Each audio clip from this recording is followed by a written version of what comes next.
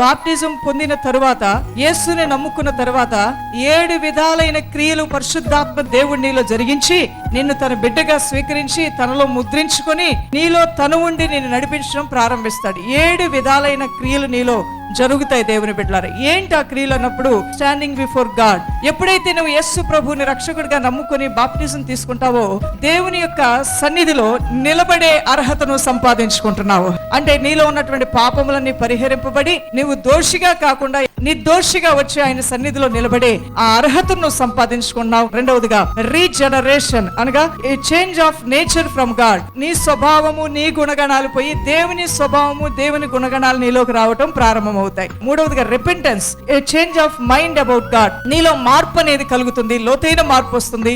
ఆ మార్పు నిన్ను దేవునికి సమీపంగా దగ్గరగా తీసుకొని వెళ్తుంది. నాలుగవదిగా conversion, A change of life for God. ఆ మార్పు నిన్ను ఎంతగా ప్రేరేపిస్తుందంటే, ఆ జీవితం జీవిస్తే ఎవరి కోసం జీవించాలనిపిస్తుంది నీకు? దేవుని కోసమే. ప్రభు వాక్యం కన్నా అంతకన్నా విలువైంది నీ జీవితంలో ఏది లేదు. దేవుని వాక్యానికి మాత్రమే నేను ప్రాముఖ్యత ఇస్తాను. నా సొంత ఇష్టం కన్నా, నా బంధువుల ఇష్టం కన్నా, నా పిల్లల ఇష్టం కన్నా దేవుని ఇష్టానికి మేము విధేయులం అవుతాము అనే తత్వం నీలోకి వస్తుంది. ఆ తర్వాత ఐదవదిగా adoption, a change of family in God. దత్తపుత్రులుగా దేవుని కుటుంబంలోనికి మనం రావటం అనేది జరుగుతుంది. దేవుని కుటుంబమే నీ కుటుంబంగా మారిపోతుంది. దేవుని కుటుంబానికి సంబంధించిన వ్యక్తిగా నువ్వు మారిపోతావు. ఒకసారి ప్రభువులోకి వచ్చిన తర్వాత లోక ఆచార పద్ధతులు కాకుండా దేవుని వాక్యానికి సంబంధించిన విషయాలకి, సంఘ సహవాసాలకి, ఉపవాస పండుగలకి, అయితే ప్రార్థనలకి, వీటికి మనం అధికమైన ప్రాధాన్యత ఇవ్వటం ప్రారంభిస్తాం. అనగా మనము లోక కుటుంబంలోంచి దేవుని కుటుంబంలోనికి మనము మార్చబడ్డాము. తర్వాత ఆరవదిగా sanctification, a change of service unto God. నువ్వు దేవుని కోసం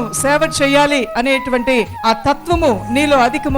దేవుడిని హృదయాన్ని శుద్ధీకరించి సేవా మనస్సు నీలో పెట్టి నీ దృక్పథాన్ని, నీ ఆలోచనలు మార్చి నీ హృదయం యొక్క సరిహద్దులు విశాలపరచబడి ప్రతి ఒక్కరి మేలు కూడా కోరుకునేటువంటి తత్వం నీలో రావటం నువ్వు చూడగలుగుతావు. ఏడవదిగా glorification, a change of place with God. ఈ బాప్టిజం పొందిన తర్వాత దేవుని మహిమలో నీకు కూడా స్థానము కలిగి ఉంటావు. హల్లెలూయా. అనగా పరలోక పట్టణంలో నీకు స్థానం ఉంటుంది. యేసు ప్రభువారు ఏమన్నారంటే, మీ జీవము నాలో దాచబడి ఉన్నది అంటున్నాడు ఆయన. నేను ఎక్కడ ఉంటానో మీరు కూడా అక్కడే ఉంటారు. నేను మీ కొరకు అనేకమైన నివాసాలు సిద్ధపరచడానికి వెళ్తున్నాను. అనేక నివాసాలు నేను మీ కొరకు సిద్ధపరిచానని ఆ ప్రభువు వారు, ఆ దేవాతి దేవుడు సెలవిస్తూ ఉన్నాడు. దైవజనమా, ఇట్టి రీతిగా బాప్టిజం పొందిన తర్వాత దేవుని కుటుంబంలోనికి వచ్చిన తర్వాత ఇన్ని విధాలైనటువంటి మార్పులు చేర్పులు నీలో సంభవిస్తాయి.